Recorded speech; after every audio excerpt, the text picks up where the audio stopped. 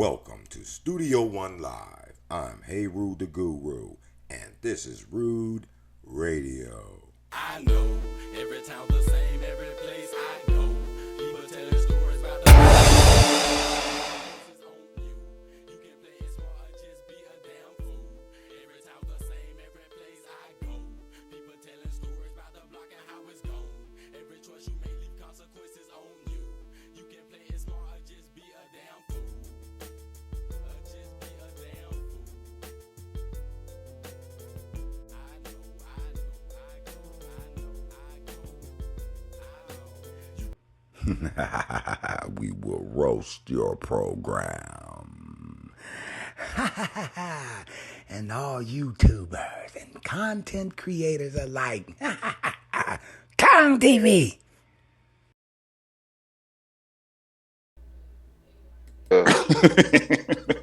Yeah, nah. real snotty about it too, yo. Yeah, they don't play that. Yo, Dad, I walked in there the one day and James Harden was in there, and I'm trying to act Yeah. like I'm a part of his crew just so I can look around. Yeah. Yeah, I didn't even know but that that story became even a thing, exists. though. I was just, what's up with it? Man, I No, seen but that 5 became a thing bands. too, though. It became a thing of to say, I have so much money, you can't turn me down. Like you can't turn me down, and that was a part of it. Like, so when my money not good enough to spend here, when you made enough money that they couldn't turn down, you flaunted it. You weren't humble about it. You came back to that same store where they told you, nah, you can't come in with clothes. And you let them know that I'm here to spend 50,000 right now in the next hour. I got a flight to catch. And they opened the door for you. And you walked in there with a smug look on your face, like, yeah, I bet my 50 racks did. I bet them 50 racks did say something, make you open that door. Yeah, when I was here, for with 5 racks, you ain't want to let me in. But the 50 racks, you gotta let me in now, huh? And you didn't turn around. You actually went in there and you actually shot because you wanted to also prove that the 50,000 wasn't for show, right? Because the white people still turn their nose up at you because they like, yeah, you got 50,000, but you ain't trying to spend that. You're about to blow 5 and keep that up at 45 so you can keep fronting. Because when you blow that whole 50 right now, you're done. The whole front is gone. So now they put you in a funny spot. Like, damn, I gotta blow the 50 because I'm not having the impact that I thought I was gonna have, because I thought I was gonna have an impact when I walked in with the 50, but they still turned their noses up at me. They was like, yeah, you can't spend a whole 50. You can't do that. You just What's up with show it, me a 50, I Lena? can let you in My the bad. building. $2 on the super chat and shit. Yeah, good looking, Lena. You know, we appreciate you out there, sis. So it was a bunch of different reactions that became part of the norm. So it was normal for me to walk into my first high end store with a crazy knot of money and pick out what I wanted. The feeling was something that I couldn't duplicate unless I got more money. Mm. Yeah, you can't duplicate that feeling unless you go out there and get another knot and get another knot and make sure that you got a knot every day, because that's what it was in the 90s. It was about having a knot. Not. Yeah, you had to have a knot. 'Cause now they got bands. When we was young, they had knots. It was not, yo. I never heard band till way late in the game. Maybe I was late. I don't. Yeah, knots was the thing, Dev. You pull out that knot and it was like 1,000 singles, but you didn't care Yeah. as long as it was a knot. And it was a bunch of money and you could afford to say, what you want from the store, girl? Or you go to a restaurant and you could be like, well, pick what you want. Mm. It was like that feeling. Damn, so we still on pride. 'Cause that feeling gave you a sense of pride that you, who knows when the last time you felt that? When you won a spelling bee or something? Like, when was the last time you felt that sense of pride when you was on the honor roll and your moms and pops jumped up and clapping and was like, that's my boy. That's my boy. Like, that feeling of validation is hard to come by. And I think as it gets harder to reach. People willing to take anything in order to feel validated because it's so hard to acquire.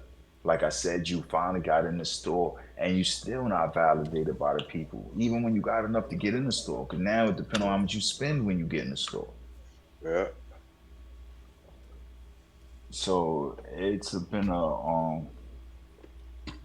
been a long journey Yo, Dad, on an even longer Yeah. road. could you put the link in the chat? I'm gonna drop out and then I'm gonna come back in. I'm gonna show you something on my computer. I got you, bro. Cool. I recommend. That's why I recommend give back to the youth and want to help the youth because you'll get a lot of validation when you see the youth actually succeed. And I'm a assistant track coach, and to see all my athletes pass, get through district, and go to regional, it feels pretty good, I would say. I thought you like the long jump now. I know you do. Gold medal, first place. Oh, look at that. I thought you like the long jump now. I know you do. My grandson started him an NIL channel. He's 6. He got to run against the 8 and under. He crying sometimes. He don't get a medal. But when he do, he validated, as Mezo say. Say, hey, good job. Okay? You don't brag. You just show that sportsmanship. And that's all you have to do. You're gonna get there. Y'all gotta get off the tape. Please stand on the side. Come on, Stand let's on go. the grass, please. Stand on the grass whenever you are doing your run through. When the next person is up, you clear your mark. Stay on the grass. On your run through. Let's go, man. Cause you want to cry like a little baby. And it hurt when they don't. But it, that validation is like it's a motivational drive. We need that. Motivating. Yeah, it helps drive you in some of the pursuits.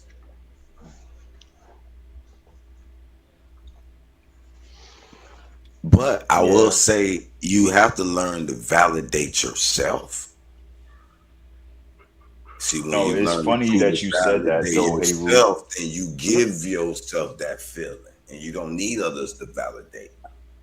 See, but that's where the self-esteem and the pride comes in at. And I dig you because I was just thinking about that last night, right? But you just said something just now that hit home for me when you was talking about your nephew and okay, there we go. We was just talking about Getting entertainment. validation, helping the kids. And we were talking about also entertainment, right? And why I'm Yeah. like, nah, I'm against entertainment. And when hearing you talk about how young your nephew is in sports and all of that, it kind of bring me back to that focus because in terms of that, you begin to get that pride like you talking about when you win, and then you also, but you don't get educated in how you should lose and how you should be able to get over losing, and losing is a part of the game because it never matches the feeling of when you're winning. So you'd be hard pressed to come up with that feeling. I And don't know though, Miz, about that. Can I share my screen The here? opposite of what you said, losing. I'm gonna mhm. give you an example. This is a theory I've been working on or thinking about, pondering, because I gamble, and I wondered if you can get addicted to losing. If there's a feeling you get too when you lose. And I said, as I'm doing this, because I had to reinvent myself in a period of time, I said, is this a feeling that I'm chasing? I want to lose. So I had to really dig deep into my own mind on that. So I don't know. Yeah, nah, it's good. It's good. Let Truth bring up the speak on this. I see you